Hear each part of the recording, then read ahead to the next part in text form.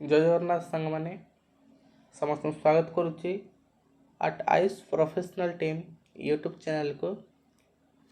आज +2 second year पिलाମାନଙ୍କର इच्छाधीन ओडिया बा ऑप्शनल ओडियार एक सुंदर विषयटी जहाँ रचना करछंती पल्ली कवि नंदकिशोर बड़। से कविता ना तो भाव ए बुझी सारी कौन? हाँ, से हूँ चंपावती राजकन्यार स्वप्न। बहुत सुंदर विषयटी। तेज कौन अच्छी आ डेरी करवानी, चलतु पढ़ी रखा। पढ़िया पूर्व से नंदकिशोर बड़ंग विषय किसी जाणी रखा। चलतु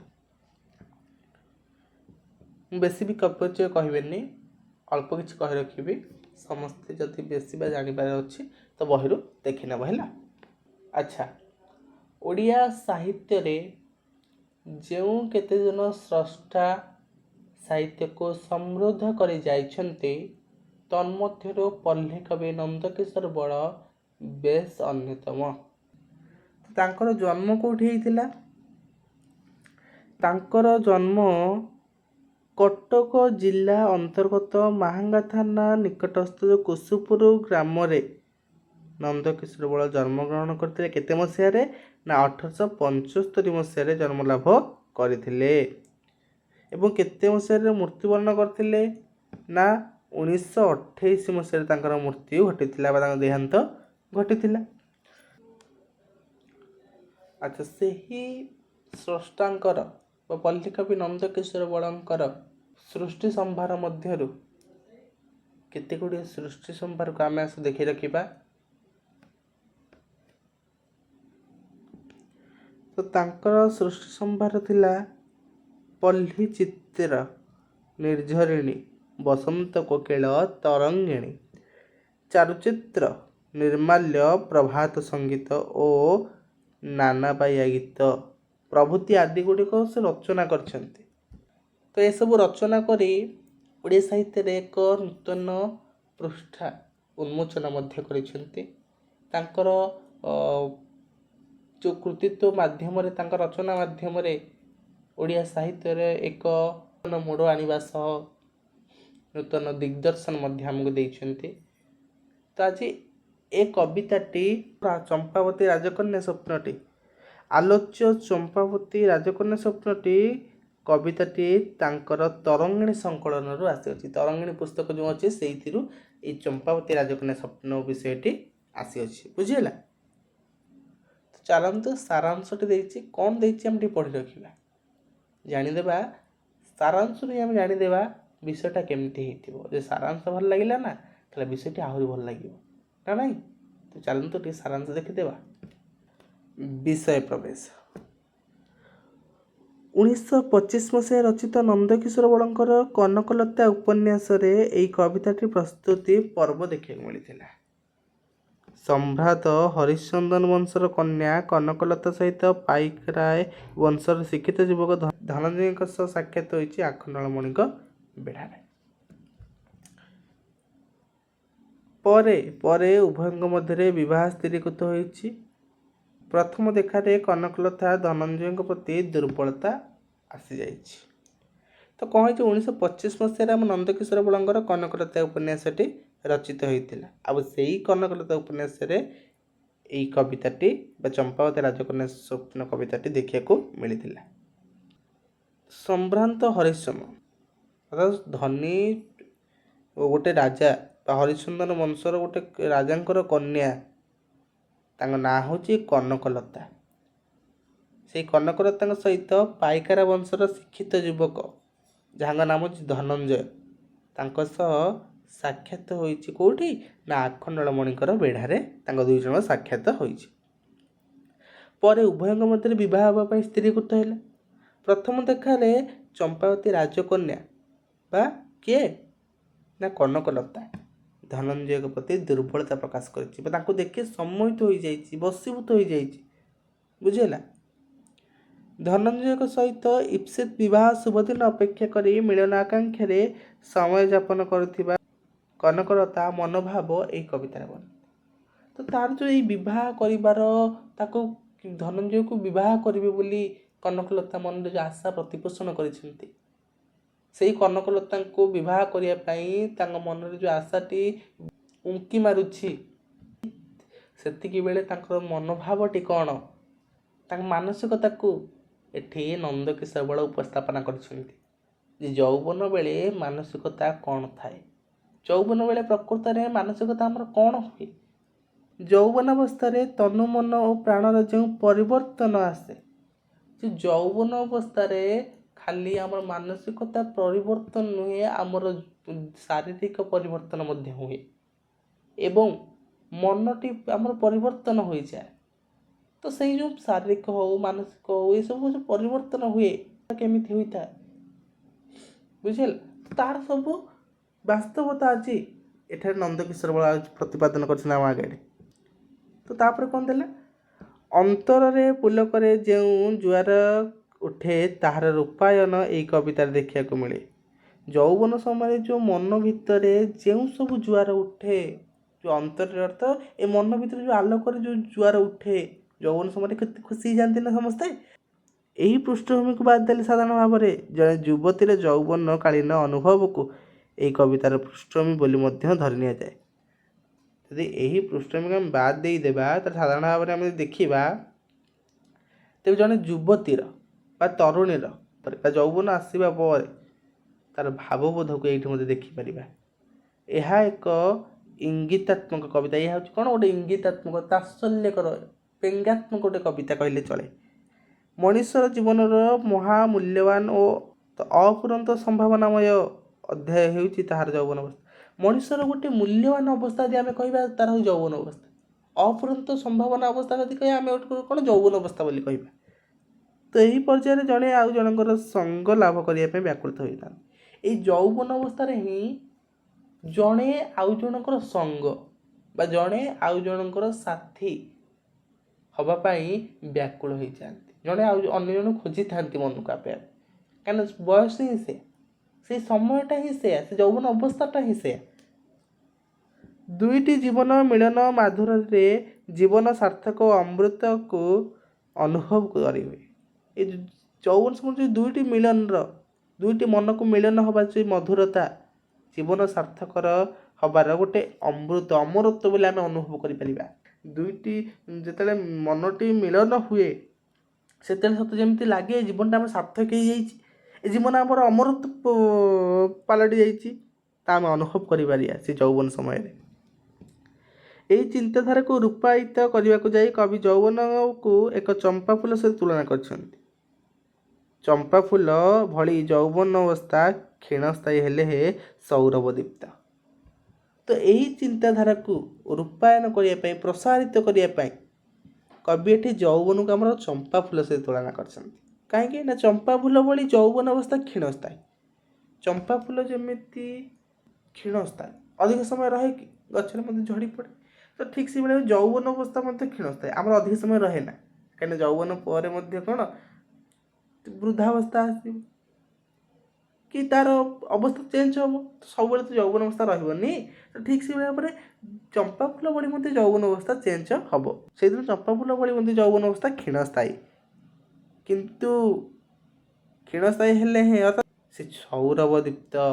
ଏଇ ଯୌବନ ଅବସ୍ଥା ମଧ୍ୟ ସୌରଭ ଦୀପ୍ତ, କ'ଣ ସୂର୍ଯ୍ୟଙ୍କ ପରି ଆଲୋକ କରିଦିଏ, ଉଜ୍ଜ୍ୱଳ କରିଦିଏ, ମନରେ ଖୁସି ଭରିଦିଏ ଏଇ ଯୌବନ ଅବସ୍ଥାଟି, ବୁଝିଲା। କ୍ଷଣଜୀବୀ ଏହି ସ୍ଫୁଲିଙ୍ଗର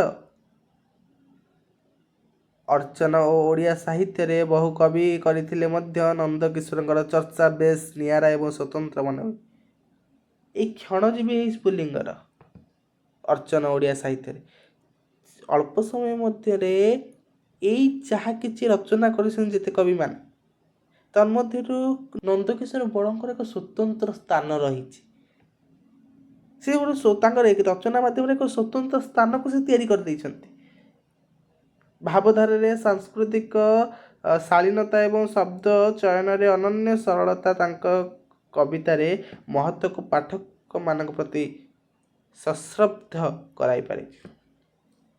ଭାବଧାରାରେ, ସାଂସ୍କୃତିକରେ, ଶାଳୀନତାରେ ଏ ସବୁଥିରେ ତାଙ୍କର ଯେଉଁ ରଚନା ନନ୍ଦକିଶୋର ବଳଙ୍କର ପଲ୍ଲୀକବି ନନ୍ଦକିଶୋର ବଳଙ୍କର ଯେଉଁ ରଚନା ତାଙ୍କର ଲେଖା ଏ ପାଠକ ପାଠିକାମାନଙ୍କୁ କ'ଣ ଆଦୃତ କରିଛି, ପାଠକ ପାଠିକାମାନଙ୍କୁ କ'ଣ ହୃଦୟସ୍ପର୍ଶୀ କରିଛି। ବୁଝିହେଲା? ସମସ୍ତେ ସାରାଂଶ ବୁଝିପାରିଲ ନା କିଏ ଅବୁଝା ରହିଲେ? ବୁଝିପାରିଲ? ତେଣୁ ଡେରି କରିବାନି, ସୁନ୍ଦର ବିଷୟଟି। ଚାଲନ୍ତୁ ଦେଖି ରଖିବା ବିଷୟଟି କ'ଣ ଦେଇଛି। ଚମ୍ପାବତୀ ରାଜକନ୍ୟାର ସ୍ୱପ୍ନ ବିଷୟ ନା କବି କିଏ ନା ପଲ୍ଲୀକବି ନନ୍ଦକିଶୋର ବଳ। ହେଲା? ଆଚ୍ଛା, ଦେଲା କ'ଣ ପଢ଼ିବା, ଏଥର ଷ୍ଟାର୍ଟ କରିବା। ଚମ୍ପା ଫୁଲଟି ପାଇଲି ବନ ହଳଦୀ ପ୍ରାଏ, ଶିବ ଉପାସନା କରିବି କାନ୍ତ ଆସିବା ଯାଏ। ଚମ୍ପାବତୀ ରାଜକୁମାରୀ ସେ ଯେ ନବ ତରୁଣୀ, ଗୀତ ଗାଏ ନିଜ ନବରେ ନିଜ ମନରେ ଗୁଣି। ସଖୀ ମେଳେ ଖେଳୁଥିଲଇ ମହାହରସ ଭରେ, ଜନକ ଜନନୀ ସ୍ନେହ ଭାସି ନିଶି ବାସରେ। ଦେଲା କ'ଣ ଦେଲା ନା ଚମ୍ପା ଫୁଲଟି ପାଇଲି ବନ ହଳଦୀ ପ୍ରାୟ, ଶିବ ଉପାସନା କରିବି କାନ୍ତ ଆସିବା ଯାଏ। ଚମ୍ପାବତୀ ରାଜକନ୍ୟାଟି କହୁଛି ଯେ ମୁଁ ଆଜି ଚମ୍ପା ଫୁଲଟି ପାଇଛି, ଅର୍ଥ ମୁଁ ଆଜି ଯୌବନ ଅବସ୍ଥା ପ୍ରାପ୍ତ ହୋଇଛି। ଚମ୍ପା ଫୁଲ ଅର୍ଥ କ'ଣ? ଏଠି ଚମ୍ପା ଫୁଲ କହିଥିଲି ଯୌବନ ଅବସ୍ଥା ସହ କବି ଏଠି ତୁଳନା କରିଛନ୍ତି। ତ ଚମ୍ପାବତୀ ରାଜକନ୍ୟା କହୁଛି ମୁଁ ଆଜି ଚମ୍ପା ଫୁଲଟି ପାଇଛି, ଅର୍ଥାତ୍ ମୁଁ ଆଜି ଯୌବନ ଅବସ୍ଥା ପାଇଛି, ଯାହାର ରଙ୍ଗ ହେଉଛି ହଳଦୀ କଲର, ଯାହାର ରଙ୍ଗ ହେଉଛି ହଳଦୀ କଲର। ଶିବ ଉପାସନା କରିବି କାନ୍ତ ଆସିବା ଯାଏ। ଏବଂ ସେଇ ଚମ୍ପା ଫୁଲକୁ ନେଇ ସେଇ ଯୌବନ ଅବସ୍ଥାରେ ମୁଁ କ'ଣ କରିବି? ମୁଁ ଶିବଙ୍କୁ ଉପାସନା କରିବି। କ'ଣ ପାଇଁ ନା ମୋ କାନ୍ତ, ମୋ ସ୍ୱାମୀ, ମୋ ପତି ପରମେଶ୍ୱର ଆସିବା ଯାଏ ମୁଁ ଶିବଙ୍କୁ ଉପାସନା କରିବି। ବୁଝିଲେ ସମସ୍ତେ? ଚମ୍ପାବତୀ ରାଜକୁମାରୀ ସେ ଯେ ନବ ତରୁଣୀ, ଗୀତ ଗାଏ ନିଜ ନବରେ ନିଜ ମନରେ ଗୁଣି। ନା କ'ଣ ଦେଲା ନା ଚମ୍ପାବତୀ ଯେଉଁ ରାଜକୁମାରୀ, ଯେଉଁ ନବତରୁଣୀ, ଚମ୍ପାବତୀ ରାଜକୁମାରୀ ସେ ହେଉଛି କ'ଣ? ନବତରୁଣୀ, ନୂଆ ନୂଆରେ ଯୌବନ ପ୍ରାପ୍ତ ହେଇଛି ନା, ନବ ଯୁବତୀ। ସେଇଥିପାଇଁ ନା ସେ କ'ଣ ହେଉଛି ନା ଗୀତ ଗାଏ ନିଜ ନବରେ ନିଜ ମନରେ ଗୁଣି। ଯେତେବେଳେ ନୂଆ ନୂଆ ଯୌବନ ଅବସ୍ଥା ପାଇଛି ସେତେବେଳେ ଆନନ୍ଦ ହୋଇକି ନିଜ ନବରେ ଅର୍ଥ ନିଜ ନରରେ, ବୁଝିଲେ? ନିଜ ନବରେ ଅର୍ଥ ନିଜ ନରରେ, ନିଜ ନରରେ କ'ଣ ଗୁଣୁ ଗୁଣୁ ହୋଇକି, ମନରେ ଗୁଣୁ ଗୁଣୁ ହୋଇକି ନିଜ ନରରେ ଗୀତ ଗାଉଛି। ବୁଝିହେଲା? ସଖୀ ମେଳେ ଖେଳୁଥିଲଇ ମହାହରସ ବରେ, ଜନକ ଜନନୀ ସ୍ନେହ ଭାସି ନିଶି ବାସରେ। ପିଲାବେଳେ କଥା ମନେ ପକାଇ କହିଛି ଚମ୍ପାବତୀ ରାଜକନ୍ୟା, ପିଲାବେଳେ କଥା ମନେ ପକାଇ କହିଛି ସଖୀ ମେଳେ ଖେଳୁଥିଲି, କି ଆନନ୍ଦରେ ସଖୀ ମେଳେ ହଳସ ଭରେ, କି ଆନନ୍ଦରେ ମୁଁ ମୋ ସଖୀ ମେଳରେ ଖେଳୁଥିଲି। ଏବଂ ନିଶି ବାସରେ ଅର୍ଥ କ'ଣ? ରାତିର ସେ ଯେଉଁ ଘରେ, ମୋ ଘରେ ସେ ରାତ୍ରି କାଳରେ କି ଆନନ୍ଦର ସହକାରେ ସେ ଜନକ ଜନନୀ ପିତାମାତାଙ୍କ ସ୍ନେହକୁ ମୁଁ ସାଉଣ୍ଟୁଥିଲି। କିନ୍ତୁ କେଉଁ ଦେଶୁ ଆସିକି ମନ୍ତ୍ର ପଢ଼ୁ ନବ ଯୌବନ, ଅବ୍ୟକ୍ତ ବିଷାଦେ ବ୍ୟାକୁଳ ହେଲା ଏ ମୋର ମନ। ବାଲ୍ୟ ଚପଳତା ଉଭେଇ ଗଲା କେଣେ ମୋହର, କେଉଁ ନବରାଜ୍ୟ ଅଇଲି ନହିଲା ତ ଗୋଚର। ଖେଳ ହସ ଖୁସି ଆଉ ତ ମୋତେ ନ ଲାଗେ ସୁଖ, ନିଭୃତ ଅନ୍ତରେ ପଶିଲା କାହୁଁ ଅବ୍ୟକ୍ତ ଦୁଃଖ। କାହିଁକି ବା ଛାଡ଼ି ଆସିଲା ପ୍ରାୟ ଲାଗଇ ମୋତେ, କିଏ ଛାଡ଼ି ଦେଇ ଯାଇଛି ମୋତେ ବିଦେଶ ସତେ। କ'ଣ ଦେଲା? ଯେତେବେଳେ ତାଙ୍କ ପିଲାବେଳେ ଅନେକ ଖେଳ ଖେଳୁଥିଲେ, ତାଙ୍କ ସଖୀ ମେଳରେ ଅନେକ ପିତାମାତାଙ୍କ ସ୍ନେହକୁ ସାଉଣ୍ଟୁଥିଲେ, କିନ୍ତୁ ଯେତେବେଳେ ବଡ଼ ହେଇଛନ୍ତି, ତରୁଣ ନବ ଯୁବତୀ ହେଇଯାଇଛନ୍ତି, ତରୁଣ ଅବସ୍ଥାକୁ ଲାଭ କରିଛନ୍ତି, ସେତେବେଳେ ସେ କହୁଛନ୍ତି ଯେ ଆଉ ସବୁ ସେ ସ୍ନେହ ପାଇପାରୁନି। କାହିଁକି ନା କେଉଁ ଦେଶରୁ ଆସିକି ମନ୍ତ୍ର ପଢ଼ୁ ନବ ଯୌବନ, ଯେ କେଉଁ ଦେଶରୁ ଆସିକି ଏ ନବ ଯୌବନ କି ମନ୍ତ୍ର ପଢ଼ିଲା କେଜାଣି। ଅବ୍ୟକ୍ତ ବିଷାଦେ ବ୍ୟାକୁଳ ହେଲା ଏ ମୋର ମନ। ଅବ୍ୟକ୍ତ ବିଷାଦେ ଅର୍ଥ, ବିଷାଦ ଅର୍ଥ କ'ଣ? ଦୁଃଖ। ଅବ୍ୟକ୍ତ ଅର୍ଥ କ'ଣ? ଯେଉଁ ଯାହାକୁ ବ୍ୟକ୍ତ କରିହେବନି, ଯାହାକୁ ପରିପ୍ରକାଶ କରିହେବନି। ଯେ କେଉଁ ଦେଶରୁ ଆସିକି ଏ ନବଯୌବନ କି ମନ୍ତ୍ର ପଢ଼ିଲା ଯେ ସତେ ଯେମିତି ଅବ୍ୟକ୍ତ ବିଷାଦରେ ଆଜି ମୋ ମନ ବ୍ୟାକୁଳ ହୋଇ ଉଠୁଛି। ମୁଁ ବ୍ୟକ୍ତ କରିପାରିନି ମୋ ଦୁଃଖକୁ। ବାଲ୍ୟ ଚପଳତା ଉଭେଇଗଲା କେଣେ ମୋହର, କେଉଁ ନବରାଜ୍ୟ ଅଇଲି ନୋହିଲିତ ଗୋଚର। ଯେ ମୋର ସବୁ ବାଲ୍ୟ ଚପଳତା ଉଭେଇଗଲା, ପିଲାବେଳେର ଯେଉଁ ଖେଳ କୁଦ ମୋର ସବୁ ଉଭେଇଗଲା। ଅର୍ଥ କ'ଣ? ଚାଲିଗଲା। କେଉଁ ନବରାଜ୍ୟ ଅଇଲି ନୋହିଲିତ ଗୋଚର। ସତେ ଯେମିତି କେଉଁ ନବରାଜ୍ୟ ନୂଆ ରାଜ୍ୟ ଆସିଲି ହେରି ମୋତେ ଆଜି ବି ଜଣା ନାହିଁ। କିଏ କହୁଛି ନା ଚମ୍ପାବତୀ ରାଜକନ୍ୟା କହୁଛି। ତା ମାନସିକତା କେମିତି ହେଇଛି ଦେଖ। ଖେଳ ହସ ଖୁସି ଆଉ ତ ମୋତେ ନ ଲାଗେ ସୁଖ, ନିଭୃତ ଅନ୍ତରେ ପଶିଲା କାହୁଁ ଅବ୍ୟକ୍ତ ଦୁଃଖ। ଯେ ନବଯୌବନ ଆସି ଯେତେବେଳେ ସ୍ପର୍ଶ କରୁଛି ସେ କହୁଛି ମୋତେ ଖେଳ ହସ ଖୁସି ମୋତେ ଆଉ ସୁଖ ଲାଗୁନି, ଭଲ ଲାଗୁନି। ଏ ଯେଉଁ ନିଭୃତ ଅନ୍ତରେ କ'ଣ? ଅବ୍ୟକ୍ତ ଦୁଃଖ। ଯାହାକୁ ବ୍ୟକ୍ତ କରି ହେଉନି ଯେଉଁ ଦୁଃଖକୁ, ସେ ଅବ୍ୟକ୍ତ ଦୁଃଖ ଆସି ମାଡ଼ି ବସିଛି। ମୋତେ ଖେଳ ହସ ଖୁସି ଭଲ ଲାଗୁନି। ମୋର ବାଲ୍ୟ ଚପଳତା କୁଆଡ଼େ ଉଭେଇ ଯାଇଛି, ମୁଁ ଆଜି ପାଉନି ଖୋଜି ଖୋଜି। କାହିଁକି ବା ଛାଡ଼ି ଆସିଲା ପ୍ରାୟ ଲାଗଇ ମୋତେ, କିଏ ଛାଡ଼ି ଦେଇ ଯାଇଛି ମୋତେ ବିଦେଶ ସୁତେ। ସେ କ'ଣ କହୁଛି ପୁଣି? ନା ପୁଣି ରାଜକନ୍ୟା କହୁଛି ଯେ କାହିଁକି ବା ଛାଡ଼ି ଆସିଲା ପ୍ରାୟ ଲାଗଇ ମୋତେ। ମୋତେ ଯେମିତି ସତେ ଲାଗୁଛି ମୋତେ କାହିଁକି, ମୋତେ କିବା ଅର୍ଥ କ'ଣ? ମୋତେ ସେମିତି କିଏ ଗୋଟେ ଆସିକି କେଉଁଠି ଗୋଟେ ଛାଡ଼ି ଦେଇଛି। କିଏ ଛାଡ଼ି ଦେଇ ଯାଇଛି ମୋତେ ବିଦେଶ। ଚମ୍ପାବତୀ ରାଜକନ୍ୟା କହୁଛି ମୋତେ ସତେ ଯେମିତି ବିଦେଶରେ କିଏ ଆସିକି ଛାଡ଼ି ଦେଇଛି ମୋତେ ଲାଗୁଛି। ପୁରାଣ ଅପୂର୍ଣ୍ଣ ଯେହ୍ନେ ଶୂନ୍ୟ ସଂସାର, ମୁହିଁ ଯେହ୍ନେ ମୋର ନୁହଁଇ ସତେ ଆଉ କାହାର। ଚମ୍ପାବତୀ ରାଜକନ୍ୟା କହୁଛି ଯେ ସତେ ଯେମିତି ଲାଗୁଛି ମୋ ପ୍ରାଣ ଅପୂର୍ଣ୍ଣ ଅଛି, ମୋ ପ୍ରାଣ ପୂର୍ଣ୍ଣ ହୋଇନି। ଏ ସଂସାରରେ ଆଜି ପ୍ରାଣଟି ମୋର ଶୂନ୍ୟ ପଡ଼ିଛି, ଅପୂର୍ଣ୍ଣ ହୋଇକି ଅଛି। ସତେ ଯେମିତି ମୁଁ ମୋର ନୁହେଁ, ମୁଁ ଆଉ କାହାର। ମୁଁ ଆଉ କାହା ପାଇଁ ଏଠି ବଞ୍ଚିଛି, ଆଉ କାହା ପାଇଁ ଅଛି। ଏ ପ୍ରାଣଟି ଅପୂର୍ଣ୍ଣ ରହିଛି, କାହା ପାଇଁ ଗୋଟେ ପୂର୍ଣ୍ଣ ହେବ ବୋଲି ଆଶା ରଖିଛି। କିଏ କହୁଛି? ଚମ୍ପାବତୀ ରାଜକନ୍ୟା କହୁଛି, କନକଲତା କହୁଛି। ବୁଝିହେଲା ତ? ଆଉ କ'ଣ ଦେଲା? ଆ କି ହେଲା ରେ ମନ ଧିକ ଏ ପ୍ରାଣ ଯାଉ, ଜନକ ଜନନୀ ସ୍ନେହ ମନ ନ ମାନେ ଆଉ। ଭାବାନ୍ତର କିମ୍ପା ହେଲାରେ ବୁଝି ନ ପାରେ କିଛି, ଜାଣିଲେ ଜନକ ଜନନୀ କିବା ବୋଲିବେ ଛି।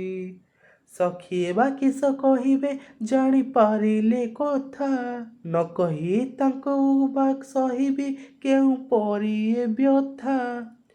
ନିଜ ରୂପ ନିଜେ ନିରେଖି ମୋତେ ମାଡ଼ଇ ଲାଜ, ଉତ୍ତୁଙ୍ଗ ଉରସେ କାହାର ଅଛି କେ ବଣ କାର୍ଯ୍ୟ।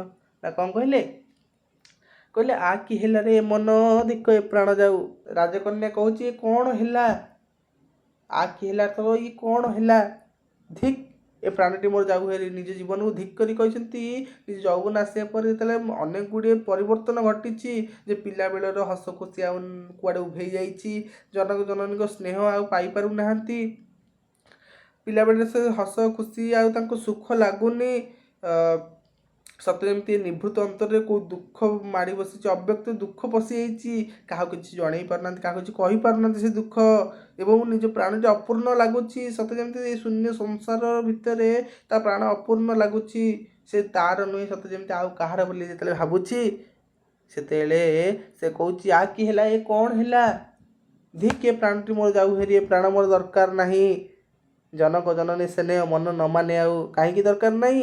କାହିଁକି ନା ଜନକ ଜନନୀ ପିତାମାତାଙ୍କର ସ୍ନେହକୁ ଆଉ ମାନୁନି ଏ ମନ। ପିତାମାତାଙ୍କର ସ୍ନେହକୁ ଆଉ ଏ ମନ ମାନୁନି। ଜନକ ଜନନୀ ତ ପିତାମାତାଙ୍କ ସ୍ନେହକୁ ଆଉ ଏ ମନ ମାନୁନି। ତେବେ ଏ ପ୍ରାଣ ରହି କ'ଣ ହେବ? ଧିକ୍ ଏ ପ୍ରାଣଟି ମୋର ଯାଉ ହେରି, ଆବଶ୍ୟକ ନାହିଁ ଏ ପ୍ରାଣ ମୋତେ ଆଉ। ଭାବାନ୍ତର କିମ୍ପା ହେଲାରେ ବୁଝି ନ ପାରେ କିଛି, ଜାଣିଲେ ଜନକ ଜନନୀ କିବା ବୋଲିବେ ଛି। ପୁଣି କହୁଛି ଚମ୍ପାବତୀ ରାଜକନ୍ୟା କହୁଛି ଯେ ଭାବାନ୍ତର କିମ୍ପା ହେଲାରେ, ଯେ ନବଯୌବନ ଆସିବା ପରେ ମୋର ମନ ଭିତରେ ଭାବାନ୍ତର ଭାବଟା, ଅନ୍ତରର ଭାବ ମୋର କ'ଣ ହେଲା, ଏମିତି କାହିଁକି ହେଲା ମୁଁ କିଛି ବୁଝିପାରୁନି। ଜାଣିଲେ ଜନକ ଜନନୀ କିବା ବୋଲିବେ ଛିଛି। ଯଦି ଏସବୁ ଜନକ ଜନନୀ ଅର୍ଥ ପିତାମାତା ଜାଣିବେ ତେବେ କ'ଣ କହିବେ? ଛି ଛି ବୋଲି କହିବେ, ଛି ଛି ବୋଲି କହିବେ। ସଖିଏ ବା କିସ କହିବେ ଜାଣି ପାରିଲେ କଥା, ନ କହି ତାଙ୍କୁ ବା ସହିବେ କେଉଁ ପରି ଏ ବ୍ୟଥା। ଯଦି ମୋର ଏଇ ଯେଉଁ ପରିବର୍ତ୍ତନ ଘଟିଛି, ମନର ମାନସିକତା ଯେଉଁ ପରିବର୍ତ୍ତନ ଘଟିଛି ଏଇପରି ଭାବରେ, ଯଦି ସଖୀ ମୋ ସାଙ୍ଗମାନେ ଏ କଥା ଜାଣିବେ ତାହେଲେ କ'ଣ କହିବେ, କ'ଣ ଭାବିବେ ସିଏ?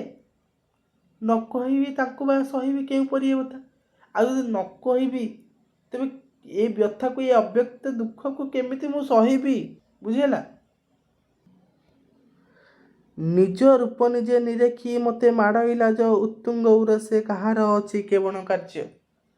ଯେ କହୁଛନ୍ତି ନିଜ ରୂପ, ଆଜି ଯୌବନ ଅବସ୍ଥା ଯେତେବେଳେ ଆସିଛି ଚମ୍ପାବତୀ ରାଜକନ୍ୟାର, ସେତେବେଳେ କ'ଣ ତାଙ୍କ ରୂପରେ ପରିବର୍ତ୍ତନ ଘଟିଛି, ତାଙ୍କ ଶାରୀରିକ ରୂପରେ ପରିବର୍ତ୍ତନ ଆସିଛି। ଏବଂ ସେ କହୁଛନ୍ତି ନିଜ ରୂପ ନିଜେ ନିରେଖି, ନିଜ ରୂପକୁ ଦେଖିକି ମୋତେ ଆଜି ଲାଜ ମାଡ଼ୁଛି। କାହିଁକି ନା ଉତ୍ତୁଙ୍ଗ ଉରସେ କାହାର ଅଛି କେବଳ କାର୍ଯ୍ୟ। କାହିଁକି ନା ଉତ୍ତୁଙ୍ଗ ଉରସେ, ଉତ୍ତୁଙ୍ଗ ଉରସେ ଅର୍ଥ କ'ଣ? ଉତ୍ତୁଙ୍ଗ ଅର୍ଥ ଉଚ୍ଚା, ଉରସ ଅର୍ଥ ଛାତି ବା ବକ୍ଷ। ଯେତେବେଳେ ତାଙ୍କର ନିଜ ଉଚ୍ଚ ବକ୍ଷକୁ ଦେଖିଛନ୍ତି ସେତେବେଳେ ସେ ଭାବିଛନ୍ତି ମୋ ନିଜ ରୂପକୁ ମୋତେ ଦେଖି ଲାଜ ଲାଗୁଛି। ଏ ଉତ୍ତୁଙ୍ଗ ଉରସେର କେଉଁ କାର୍ଯ୍ୟ ଅଛି? ଏହାର କେଉଁ କାର୍ଯ୍ୟ ଅଛି? ଏ ନବ ଯୌବନ ଏକାକୀ କିସ କରିବି ଆହା, କିଏ ମୋ ଜୀବନ ବଲ୍ଲଭ ତାଙ୍କୁ ଦେବଇ ତାହା। ଏ ଯେଉଁ ନବ ଯୌବନ ଏକା ନେଇକି, ଏ ନବ ଯୌବନ ମୁଁ ଏକା ନେଇକି ମୁଁ କ'ଣ କରିବି? ଏକାକୀ ଏ ନବ ଯୌବନକୁ ନେଇକି ମୁଁ କ'ଣ କରିବି? କିଏ ମୋ ଜୀବନ ବଲ୍ଲଭ? ଯେ ମୋର ଜୀବନର ବଲ୍ଲଭ କିଏ? ମୋ ଜୀବନର ସ୍ୱାମୀ କିଏ? ମୋର କାନ୍ତ କିଏ? ଯାହାକୁ ଏ ନବ ଯୌବନକୁ ସମର୍ପଣ କରିଦେବି, ଏ ନବ ଯୌବନକୁ ତାଙ୍କୁ କ'ଣ ସମର୍ପଣ କରିଦେବି ତାଙ୍କ ପାଖରେ। ସେ ମୋ ଜୀବନ ବଲ୍ଲଭ କିଏ ଖୋଜୁଛନ୍ତି? କିଏ? ନା ଚମ୍ପାବତୀ ରାଜକନ୍ୟା। ବୁଝିହେଲା? ତାପରେ କ'ଣ ଦେଲା ନା ଚମ୍ପା ଫୁଲଟି ପାଇଲି ବନ ହଳଦୀ ପ୍ରାୟ, ଶିବ ଉପାସନା କରିବି କାନ୍ତ ଆସିବା ଯାଏ। ଯେ ଚମ୍ପା ଫୁଲଟି ପାଇଲି ବନ ହଳଦୀ ପ୍ରାୟ, ଯେ ମୁଁ ଯୌବନ ପାଇଛି ରଙ୍ଗ ହଳଦୀ କଲର, ମୁଁ କାନ୍ତ ଆସିବା ଯାଏ ମୁଁ ସେମିତି ଶିବଙ୍କୁ ଉପାସନା କରୁଥିବି ସେ ନବ ଯୌବନକୁ ନେଇକି। ବୁଝିହେଲା ନା କି ବୁଝିପାରିଲନି? ଯେ ନ ବୁଝୁଛ ମୋ ତୁରନ୍ତ କୁହ ହେଲା। ଆଚ୍ଛା, 2 ନମ୍ବର ଷ୍ଟାଞ୍ଜାକୁ ଯିବା। କାହା ଲାଗି ପ୍ରାଣ ଉଦ୍ବିଗ୍ନ, ଛନ୍ନ ଛନ୍ନ ମୋ ମନ, କେଉଁ ଦେଶ ରାଜକୁମାରେ ଦେଖିଲଇଁ ସପନ। କିବା କୁଳଶୀଳ ତାଙ୍କର ସେ ଯେ କାହା ନନ୍ଦନ, କାହାକୁ ସ୍ୱପ୍ନେ ଦେଖିଣ ମୁଁ ଯେ ହେଲି ଉନ୍ମନ। ଯେ କ'ଣ କହିଲେ? ଯେ କାହା ଲାଗି ପ୍ରାଣ ଉଦ୍ବିଗ୍ନ, ଛନ୍ନ ଛନ୍ନ ମୋ ମନ। ଯେ ମୋ ମନ ଆଜି କାହା ଲାଗି, କାହା ପାଇଁ ମୋ ପ୍ରାଣ ଆଜି କ'ଣ ଛନ୍ନ ଛନ୍ନ ହେଉଛି, ବ୍ୟାକୁଳ ହୋଇ ଉଠୁଛି। କେଉଁ ଦେଶ ରାଜକୁମାରେ ଦେଖିଲଇଁ ସପନ। ଯେ କେଉଁ ଦେଶର ରାଜକୁମାରଙ୍କୁ ମୁଁ ଆଜି ସ୍ୱପ୍ନରେ ଦେଖିଛି। କିଏ କହୁଛନ୍ତି? ନା ଚମ୍ପାବତୀ ରାଜକନ୍ୟା କହୁଛନ୍ତି। ଯେ କାହା ଲାଗି ଏ ପ୍ରାଣଟି ବ୍ୟାକୁଳ ହୋଇ ଉଠୁଛି, କେଉଁ ଦେଶର ରାଜକୁମାରଙ୍କୁ ଏ ସ୍ୱପ୍ନରେ ମୁଁ ଆଜି ଦେଖିଛି। ବୁଝିହେଲା? କିବା କୁଳଶୀଳ ତାଙ୍କର ସେ ଯେ କାହା ନନ୍ଦନ, କାହାକୁ ସ୍ୱପ୍ନେ ଦେଖିଣ ମୁଁ ଯେ ହେଲି ଉନ୍ମନ। ମୁଁ ଯାହାକୁ ସ୍ୱପ୍ନରେ ଦେଖିଛି ଆନନ୍ଦ ହୋଇ ଉଠୁଛି, ଯାହାକୁ ସ୍ୱପ୍ନରେ ଦେଖି ମୋ ମନ ବ୍ୟାକୁଳ ହୋଇ ଉଠୁଛି। ତାଙ୍କର କୁଳଶୀଳ କ'ଣ? ତାଙ୍କ ବଂଶ ପରମ୍ପରା କ'ଣ? ସେ କାହାର ନନ୍ଦନ, ଅର୍ଥାତ୍ ସେ କାହାର ପୁତ୍ର? ପଚାରୁଛନ୍ତି, ନିଜକୁ ପଚାରୁଛନ୍ତି, ଜାଣିବା ପାଇଁ କ'ଣ ଅତି ଆଗ୍ରହ ହୋଇ ଉଠୁଛନ୍ତି। ବୁଝିହେଲା? କହିଲେ ବିଦେଶୀ କୁମର ସ୍ୱପ୍ନେ ମଧୁ ବଚନ, ଢଳ ଢଳ ତାଙ୍କ ଚାହାଣୀ କିଣି ନେଲା ମୋ ମନ। ଚମ୍ପାବତୀ ରାଜକନ୍ୟା କହୁଛନ୍ତି ଯେ ମୁଁ ଯେଉଁ ତାଙ୍କୁ ସ୍ୱପ୍ନରେ ଦେଖିଥିଲି, ସେଇ କେଉଁ ଦେଶର ରାଜକୁମାରଙ୍କୁ ମୁଁ ଆଜି ସ୍ୱପ୍ନରେ ଦେଖିଥିଲି, ସେ ସ୍ୱପ୍ନରେ ଆସି କ'ଣ ମୋତେ ମଧୁବଚନ କହିଥିଲେ। ତାଙ୍କର ସେ ମଧୁର କଣ୍ଠର ସେ ମଧୁର ବଚନ ମୋତେ କହିଥିଲେ। ଏବଂ ଢଳ ଢଳ ତାଙ୍କ ଚାହାଣୀ କିଣି ନେଲା ମୋ ମନ। ଏବଂ ତାଙ୍କର ସେ ଯେଉଁ ଢଳ ଢଳ ଚାହାଣୀ ମନ ଆଜି କିଣି ନେଇଛି। ବୁଝିହେଲା? ତାପରେ କ'ଣ କହୁଛନ୍ତି ନା ଲାଜରେ ଜୀବନ ଯୌବନ ନ ସମ୍ପିଲି ପୟରେ, ନାହିଁ ଗଲେ ନବ ତରୁଣ ଏବେ ଝୁରିଣ ବୋଲି। ଏଇଟା ନାହିଁ ନୁହେଁ, ବରଂ ଏଇଟା କାହିଁ ହେବ। ହେଲା? କାହିଁ ପ୍ରିଣ୍ଟିଂ ମିଷ୍ଟେକ୍ ହେଇଯାଇଛି, କାହିଁ ହେବ। ତ କ'ଣ ହେଲା? ଲାଜରେ ଜୀବନ ଯୌବନ ନ ସମ୍ପିଲି ପୟରେ, ଯେତେବେଳେ ସ୍ୱପ୍ନରେ ସେ ଆସିଥିଲେ, ଯାହାକୁ ଦେଖି ମୁଁ ଆନନ୍ଦ ହୋଇଉଠିଲି, ଯାହାକୁ ଦେଖି ବ୍ୟାକୁଳ ହୋଇ ଉଠୁଥିଲି, ସେଇ ରାଜକୁମାର ବିଦେଶୀ ରାଜକୁମାର ମୋତେ ମଧୁର ବଚନ କହିଲେ। ମୋ ମନ, ତାଙ୍କର ଚାହାଣୀଟି ଢଳ ଢଳ ଚାହାଣୀ ମୋ ମନକୁ କିଣି ନେଲା। ଚମ୍ପାବତୀ ରାଜକନ୍ୟା କହୁଛନ୍ତି ଯେ ତାଙ୍କର ଢଳ ଢଳ ଚାହାଣୀ ମୋ ମନକୁ କିଣି ନେଲା, କିନ୍ତୁ ମୁଁ ଲାଜେଇ ଗଲି। ମୁଁ ଲାଜରେ ଏ ଯୌବନକୁ ତାଙ୍କୁ ସମର୍ପଣ କରିପାରିଲି ନାହିଁ। ସମ୍ପିଲି ଅର୍ଥ କ'ଣ? ସମର୍ପଣ କରିବା। ପୟ ଅର୍ଥ କ'ଣ? ପାଦରେ। ଲାଜରେ ଏ ଯୌବନକୁ ମୋର ତାଙ୍କ ଚରଣରେ ସମର୍ପଣ କରିପାରିଲି ନାହିଁ। କାହିଁ ଗଲେ ନବତରୁଣ ଏବେ ଝୁରିଣ ମରେ। ଯେତେବେଳେ ସେ ସ୍ୱପ୍ନ ଦେଖିଛନ୍ତି ସେଇ ବିଦେଶୀ ରାଜକୁମାରଙ୍କୁ, ସେତେବେଳେ କ'ଣ ଭାବିଛନ୍ତି ଏ ଯୌବନକୁ ସମର୍ପଣ କରିଦେବେ, କିନ୍ତୁ ଲାଜରେ ଏ ଯୌବନକୁ ସମର୍ପଣ କରିପାରି ନାହାନ୍ତି। ଏବଂ ସ୍ୱପ୍ନ ଭାଙ୍ଗିଗଲା ପରେ ସେ କହୁଛନ୍ତି କୁଆଡ଼େ ଗଲେ ସେ ନବତରୁଣ? ଏବେ ଯାହାକୁ ଝୁରିଣେ ମରୁଛି ମୁଁ। ମନ ଚୋରାଇ କାହିଁ ଗଲେ ନିମିଷେ, ଆକୁଳ ପରାଣ ମୋହର ତାଙ୍କ ବିନା ଏ ଦେଶେ। ସ୍ୱପ୍ନ ଦେଖୁଛନ୍ତି, ନିଦ ଭାଙ୍ଗି ଯାଇଛି, ଶୀଘ୍ର ଭାଙ୍ଗି ଯାଇଛି, ତ ସେଇଥିପାଇଁ କହୁଛନ୍ତି କାହିଁ ଗଲେ, କୁଆଡ଼େ ଗଲେ ସେ ମନଚୋର। ବିଦେଶୀ ରାଜକୁମାରଙ୍କୁ ମନଚୋର ବୋଲି କହିଛନ୍ତି। କାହିଁକି ନା ସତେ ଯେମିତି ମୋ ମନକୁ ଚୋରେଇ ନେଇଛନ୍ତି। କାହିଁ ଗଲେ, କୁଆଡ଼େ ଗଲେ ସେ ମନଚୋର। ସେ କି ମନ ଚୋରାଇ ନେଇକି ଅଳ୍ପ ସମୟ ମାତ୍ରକେ କୁଆଡ଼େ ଚାଲିଗଲେ ସିଏ। ଆକୁଳ ପରାଣ ମୋହର ତାଙ୍କ ବିନା ଏ ଦେଶେ। ତାଙ୍କ ବିନା ଏ ଦେଶରେ ମୋର କିଛି ମୂଲ୍ୟ ନାହିଁ। ଏ ପରାଣ, ଏ ପ୍ରାଣ ମୋର ଆଜି ବ୍ୟାକୁଳ ହୋଇ ଉଠିଛି, ଆକୁଳ ହୋଇ ଉଠିଛି, ବ୍ୟାକୁଳ ହୋଇ ଉଠିଛି ତାଙ୍କୁ ଏ ଯୌବନଟି ସମର୍ପଣ କରିବା ପାଇଁ। କିନ୍ତୁ କ'ଣ, ସିଏ କୁଆଡ଼େ ଉଭେଇ ଗଲେ। ସେ ମନଚୋର, ସେ ଜୀବନ ବଲ୍ଲଭ ମୋର କୁଆଡ଼େ ଉଭେଇ ଗଲେ ନିମିଷକ ମାତ୍ରରେ। ବୁଝିଲା? ଏ ମୋର ସପୁର ଲାଗଇ ଯେହ୍ନେ ଦୂର ପ୍ରବାସ, ତାଙ୍କ ସଙ୍ଗେ କରିପାର ଏଇ ଘୋର ଗହନ ବାସ। ଏବଂ ଚମ୍ପାବତୀ ରାଜକନ୍ୟା କହୁଛି ଏ ମୋର ସ୍ୱପୁର, ଏ ମୋର ଯେଉଁ ନିଜ ଘର, ନିଜ ପୁର ଅର୍ଥାତ୍ ନିଜ ନଗର, ମୋତେ ଲାଗୁଛି ସତେ ଯେମିତି ମୋର ଦୂର ପ୍ରବାସ। ଦୂରରେ ମୁଁ ବାସ କରୁଛି, ଦୂରରେ ମୋର ଘର, ତାଙ୍କ ସଙ୍ଗେ କରିପାର ଏଇ ଘୋର ଗହନ ବାସ। ଏବଂ ସେ କହୁଛି ଯଦି ମୋ ଜୀବନ ଭଲ ପାଇଯାଆନ୍ତି, ସତେ ଯେମିତି ମୁଁ କ'ଣ କରନ୍ତି, ତାଙ୍କ ଦୂରରେ ମଧ୍ୟ ହଉ ମୁଁ ଘୋର ଗହନ ବାସ କରନ୍ତି, ବନ ଜଙ୍ଗଲରେ ମଧ୍ୟ ତାଙ୍କ ସହ ବାସ କରନ୍ତି। ପାରିଧିରୁ ବେନି ସ୍ୱଦରେ ବାହୁଡ଼ନ୍ତି ଦିନାନ୍ତେ, ଦେଖି ଭାଳେ ଦେଖିଛନ୍ତି କି ସେ ମୋ ପରାଣ କାନ୍ତେ।